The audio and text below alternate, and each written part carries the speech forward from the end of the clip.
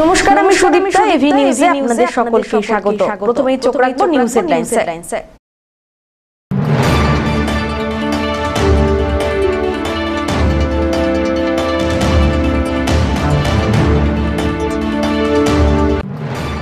চাকরির প্রলোভন দেখিয়ে লক্ষাধিক টাকার প্রতারণার অভিযোগ উঠল তৃণমূল কর্মীর বিরুদ্ধে।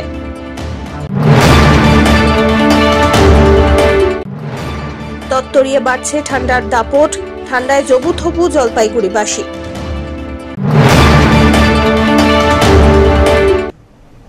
এবার আসছে বিস্তারিত সংবাদে। চাকরির প্রলোভন দেখিয়ে কয়েকজন যুবকের কাছ থেকে লক্ষ লক্ষ টাকা প্রতারণা করার অভিযোগ উঠল জলপাইগুড়ির এক তৃণমূল কর্মীর বিরুদ্ধে। অভিযুক্ত তৃণমূল কর্মী প্রীতম ঘোষ একসময় রাজ্য তৃণমূলের ছাত্র পরিষদের ইঞ্জিনিয়ারিং সেলের চিফ কোঅর্ডিনেটর ছিলেন। এই সুযোগকে কাজে লাগিয়ে জলপাইগুড়ি, কোচবিহার সহ বিভিন্ন জায়গায় যুবকদের কাছ থেকে কয়েক দফায় প্রায় 10 লক্ষ টাকার বেশি তিনি নিয়েছিলেন বলে অভিযোগ। জানা গিয়েছে, শহরের লাগোয়া ৭৩ মোড়ের বাসিন্দা প্রীতম বুধবার এবিপিসি মাঠ সংলগ্ন এলাকায় অভিযুক্ত প্রীতমকে আটক করেন যারা টাকা দিয়েছিলেন তারা। ঘটনাকে কেন্দ্র করে প্রবল উত্তেজনা ছড়ায়। ক্ষিপ্ত যুবক অভিযুক্তকে মারধর করে।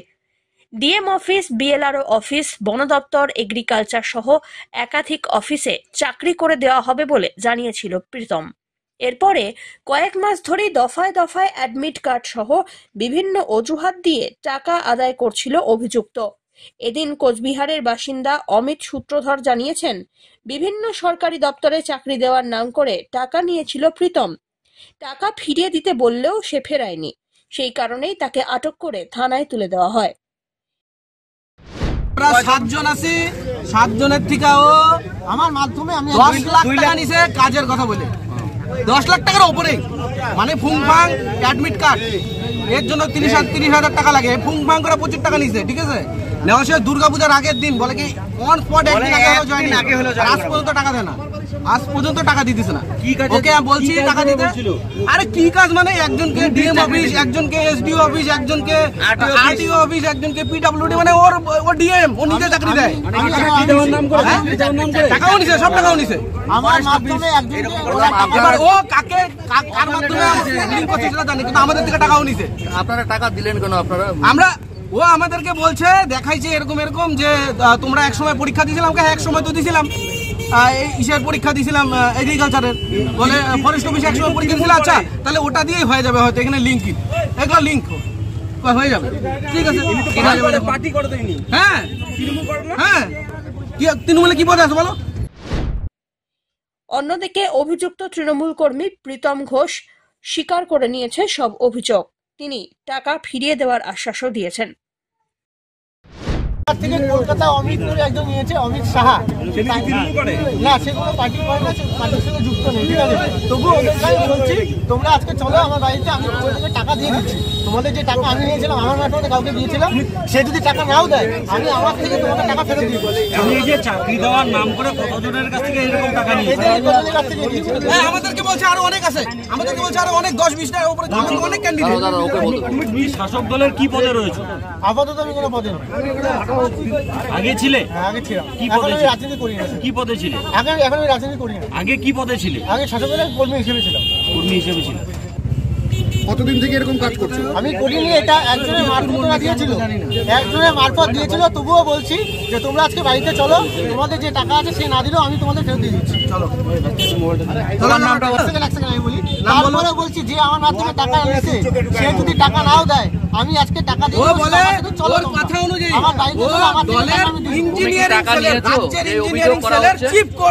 আমার মাধ্যমে টাকা দেওয়া হয়েছিল, আমার মাধ্যমে একজনকে টাকা দেওয়া হয়েছিল, এটা আমি স্বীকার করি।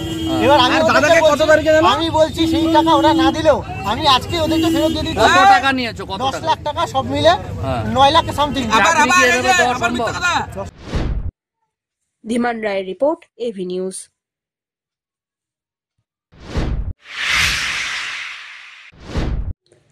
গত কয়েকদিন ধরেই ঠান্ডার দাপট বেড়েছে জেলা জুড়ে। বুধবারও কুয়াশার চাদরে মোড়া গোটা জলপাইগুড়ি। আবহাওয়া দপ্তরের পূর্বাভাস অনুযায়ী ঠান্ডার দাপট আরও বাড়ার সম্ভাবনা রয়েছে। কনকনে শীতে এক কথায় জবুথবু জেলাবাসী। বুধবার ভোর থেকেই কুয়াশার ঘন চাদরে ঢেকে গিয়েছে গোটা জলপাইগুড়ি। ঠান্ডার দাপট ধীরে ধীরে বাড়তে শুরু করেছে জেলা জুড়ে। দৃশ্যমানতা কম থাকার কারণে রাস্তায় লাইট জ্বালিয়ে যানবাহন চলাচল করতে লক্ষ্য করা যায়। কনকনে ঠান্ডা, সঙ্গে হালকা হাওয়া, আর তাতেই কাবু সাধারণ মানুষ। আগুন জ্বালিয়ে আগুনের সামনে শরীর গরম করে নেওয়ার দৃশ্য লক্ষ্য করা যায়। ঠান্ডার দাপট আরও বাড়বে, এমনটাই জানিয়েছে হাওয়া অফিস।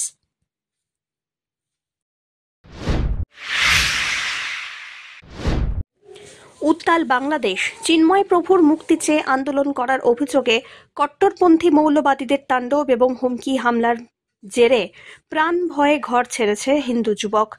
রাজগঞ্জ ব্লকের করতোয়া নদীর সাঁতরে ভারতে প্রবেশ করলে তাকে আটক করে বিএসএফ, তুলে দেয় রাজগঞ্জ থানার পুলিশের হাতে।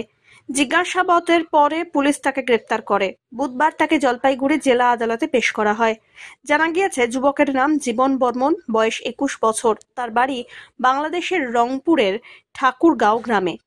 ঠাকুরগাঁও গভর্নমেন্ট কলেজে বিএ প্রথম বর্ষের ছাত্র।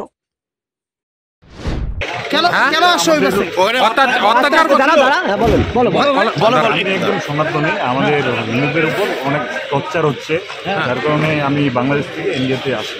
তোমার নাম কি? আমার নাম জীবন বর্মন। 21। কি অত্যাচার ছিল? আমাদের হিন্দুদের উপর খুব টর্চার হচ্ছে।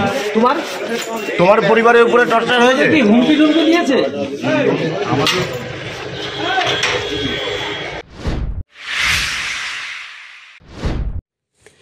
জলপাইগুড়ি সদর ভূমি ও ভূমি রাজস্ব দপ্তরের সামনে বিক্ষোভ জলপাইগুড়ি শহর ব্লক ও সদর ব্লক 1 নম্বর 2 নম্বর ব্লক কংগ্রেস কমিটির। বুধবার একাধিক দাবি নিয়ে কংগ্রেসের নেতাকর্মীরা দপ্তরের সামনে মিছিল করে উপস্থিত হন এবং ডেপুটেশন জমা দেন। এর আগে থেকেই ভূমি এবং ভূমি রাজস্ব দপ্তরের সামনে পুলিশ মোতায়েন ছিল। বেআইনিভাবে অর্থের বিনিময়ে জমির চরিত্র বদল বন্ধ করা হোক, আদিবাসীদের জঙ্গল জমির অধিকার সুরক্ষিত করা হোক, জমির রেকর্ড ইত্যাদি পরিবর্তন বন্ধ হোক, জমির স্বত্বহীন পরিবারদের লিজ পাট্টা প্রদান করা হোক, বিএলআরও অফিসে দালাল রাজের বন্ধ করা হোক। এদিনের ডেপুটেশনে তুলে ধরা হয় এই রকমই একাধিক দাবি।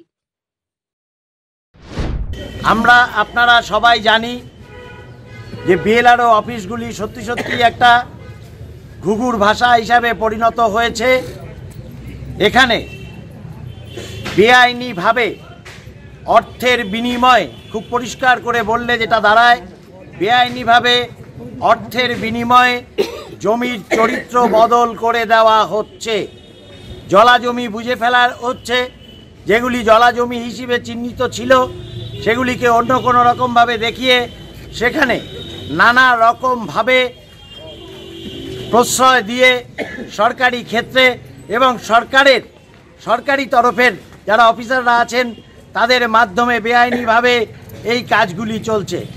জলপাইগুড়ি শহরে যেরকম এর উদাহরণ আছে, ঠিক সেরকমভাবে আশেপাশের সমস্ত গ্রামাঞ্চলে এর উদাহরণ আমরা দেখতে পাচ্ছি। চাষের জমিকে বদলে ফেলা হচ্ছে, রেকর্ডভুক্ত জমিগুলিকে রেকর্ড পরিবর্তন করা হচ্ছে। সবচাইতে বড় কথা, কংগ্রেস পরিচালিত ইউপিএ সরকার আদিবাসীদের জন্য জল, জঙ্গল এবং জমির যে আইন পাশ করেছিল, এই রাজ্যে তার বুড়ো আঙুল দেখিয়ে আদিবাসী জমিগুলিকে জবরদখল করার একটা প্রচেষ্টা চলছে শাসক দলের পক্ষ থেকে। আমরা জায়গায় জায়গায় এর প্রতিবাদ জানাচ্ছি। আমরা এখন বিএলআরওর কাছে লিখিতভাবে এই ডেপুটেশন দেব এবং আশা করব উনি 7 দিনের মধ্যে আমাদেরকে জানাবেন যে কোথায় এরকম ধরনের কোনো ঘটনা আদৌ ঘটেছে কিনা। না ঘটলে আমরা প্রদেশ কংগ্রেসের নির্দেশিত পথে আরটিআই করে আইনের আশ্রয় নেব। সব্যসাচী মজুমদারের report, AV news.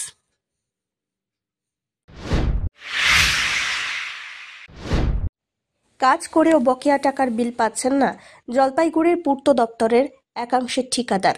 North Bengal contractors association Jalpaiguri ইউনিটের তরফ থেকে মঙ্গলবার বকেয়া টাকা দ্রুত প্রদান করার দাবি তুলে শহরের পিডব্লিউডি মোড়ের পূর্ত দপ্তরের সামনে অবস্থান বিক্ষোভে সামিল হলেন ঠিকাদারদের বড় অংশ। অভিযোগ, 2021 সালে ঠিকাদার পূর্ত দপ্তরের নির্দেশে একাধিক কাজ করেন।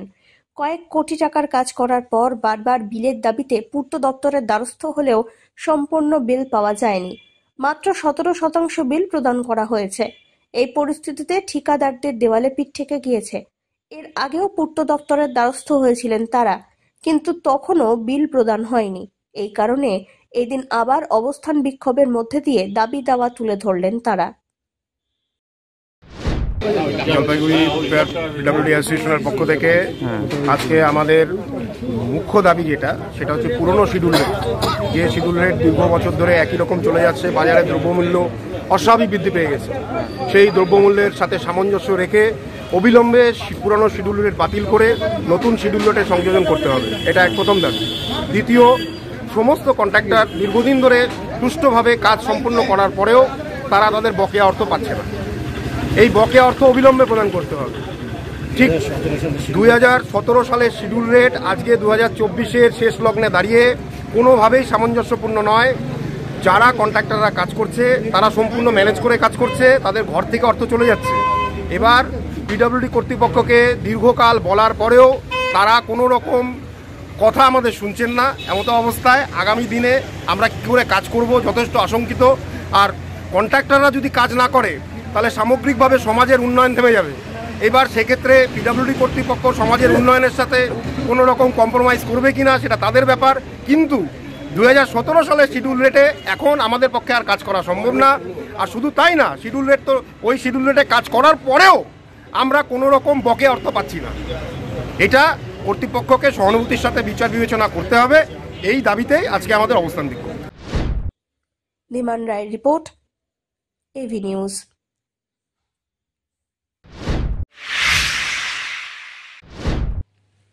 আগামী 13 এবং 14 ডিসেম্বর দুদিন ব্যাপী স্পোর্টস কমপ্লেক্সের মাঠে অভ্যুদয় ইউথ ক্লাবের উদ্যোগে এবং একল অভিযান ও পরিচালনায় তৃতীয় বার্ষিক রাজ্য স্তরের খেলার আসর বসছে জলপাইগুড়িতে। এ বিষয়ে আয়োজক সংগঠনের তরফ থেকে সাংবাদিক বৈঠক করা হয় জলপাইগুড়ি প্রেস ক্লাবে। উপস্থিত ছিলেন হিরণময় মাহাতো, পার্থ বিশ্বাস, সুজিত কান্তি পাল, রাজেশ আগরওয়াল, জয়ন্ত কর প্রমুখ। একল অভিযান এবং এই সংগঠনের পক্ষ থেকে তৃতীয় বার্ষিক রাজ্যস্তরীয় খেলাধুলোর আয়োজন করা হচ্ছে, এমনটাই জানিয়েছেন সংগঠনের অন্যতম সদস্য হিরণময় মাহাতো। তিনি আরো বলেন, খেলা উপলক্ষে শোভাযাত্রা বেরোবে। শহরের মিলন সংঘ থেকে বেগুনটারি থানা মোড় হয়ে দিনবাজার হয়ে ফের মিলন সংঘে গিয়ে শোভাযাত্রা শেষ হবে। এই খেলায় রাজ্যের 15টি জেলার প্রত্যন্ত গ্রামের বিশেষত আদিবাসী এবং পিছিয়ে পড়া জনজাতির অনূর্ধ্ব 16 বছরের প্রায় 500 জন ছাত্রছাত্রী অংশগ্রহণ করছে। জলপাইগুড়ি স্পোর্টস কমপ্লেক্সে 100, 200, 400 কবাডি, যোগা, কুস্তি খেলা হবে। প্রায় 4430টি স্কুল রয়েছে। রাজ্যস্তরীয় খেলায় ছেলেমেয়েরা অংশ নেবেন। গ্রামীণ এলাকায় এই স্কুল চলছে বলে আয়োজক সংগঠনের তরফ থেকে জানানো হয়। জলপাইগুড়িতে আমাদের অভ্যুদয় ইউথ ক্লাব একল অভিযানের একটি অঙ্গ, সেটাতে খেলকুদ সমারোহ কার্যক্রম হচ্ছে 12, 13, 14 ডিসেম্বর। 12 তারিখে বর্ণাঢ্য শোভাযাত্রা আছে এবং 13 তারিখ সকাল 10টায় উদ্বোধন আছে এবং 14 তারিখে বিকেল 1টায় অর্থাৎ দুপুর 1টাতে তার সমাপন আছে। উদ্বোধনে আমাদের এসএসবি আইজি উনি প্রধান অতিথি আছেন। মুখ্য অতিথি আছেন রামঅবতার বেরেলিয়া এবং নটবর বং, রামঅবতার বেরেলিয়া শিলিগুড়ি থেকে এবং নটবর বং কলকাতা থেকে। আর তাছাড়াও থাকছেন ডক্টর আর কে আগরওয়াল আর আমাদের রাষ্ট্রীয় প্রভারী একল অভিযানের মাননীয় মাধবেন্দ্রজি সিং উপস্থিত থাকবেন। কতজন বাচ্চা এখানে পার্টিসিপেট করবে? 500 বাচ্চা পার্টিসিপেট করবেন। আর জলপাইগুড়িকে বেছে নেওয়ার কারণ কি? জলপাইগুড়িতে আমাদের এরকম একটা কোর টিম আছে, সেখানে ঠিক হয়েছিল যে আমরা 3 বঙ্গে করব। আমরা কার্যক্ষেত্রকে 3 বঙ্গে ভাগ করেছি, একটা উত্তরবঙ্গ, একটা মধ্যবঙ্গ, একটা দক্ষিণবঙ্গ। সেজন্য দক্ষিণবঙ্গ আমাদের প্রথম বর্ষ 2022-এ হয়েছে, 2023-এ মধ্যবঙ্গে রায়গঞ্জে হয়েছে এবং এই উত্তরবঙ্গে এবার সেজন্য জলপাইগুড়িকেই বেছে নেওয়া হয়েছে। আর এই যে বাচ্চাগুলো কোন এলাকার বাচ্চা বা কোন চুজ করছেন কি করে, বা স্কুলটা চলছে কি করে? স্কুলটা তো প্রথমে বলেছি যে আমি সেখানকার আচার্যরা পড়াই এবং সম্পর্কিত 2-3টে গ্রাম থেকে প্রথমে তাদের ওখানেই শুরু হয় প্রতিযোগিতা। শুরু হওয়ার পর সেখান থেকে যারা প্রথম স্থান হয় তারা আর ব্লক স্তরে আসে, ব্লক স্তরে আবার খেলবার পর তারা প্রথম স্তর হয়, অর্থাৎ একটা ব্লকে 30টা স্কুল থাকে, 30টা থেকে যে আমাদের পার্টিসিপেট হয় মানে অ্যাথলেটিক্স আছে, তার মধ্যে রান আসে এবং লং জাম্প, হাই জাম্প আছে, তার সঙ্গে কবাডি আসে, কুস্তি আসে এবং যোগা আসে আচার্য দিদিভাই দাদাভাইদের জন্য। তো তারা সেখানে প্রতিযোগিতা করার পর ব্লকে আসে, ব্লক থেকে যারা প্রথম হবেন তারা জেলা স্তরে খেলেন, জেলা স্তর থেকে রাজ্য স্তরে ওনারা ভাগ নেন। সব্যসাচী মজুমদারের রিপোর্ট, এভি নিউজ।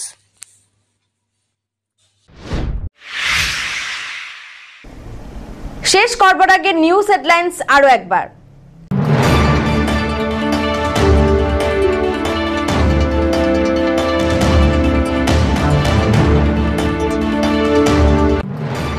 চাকরির প্রলোভন দেখিয়ে লক্ষাধিক টাকার প্রতারণার অভিযোগ উঠল তৃণমূল কর্মীর বিরুদ্ধে।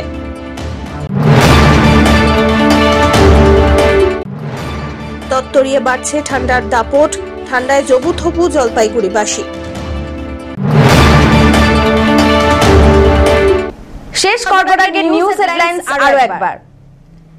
এখনকার মতো এভি নিউজ এ পর্যন্তই। পরবর্তীতে আসছি আরো সংবাদ নিয়ে, দেখতে থাকুন আমার বিশেষ। নমস্কার।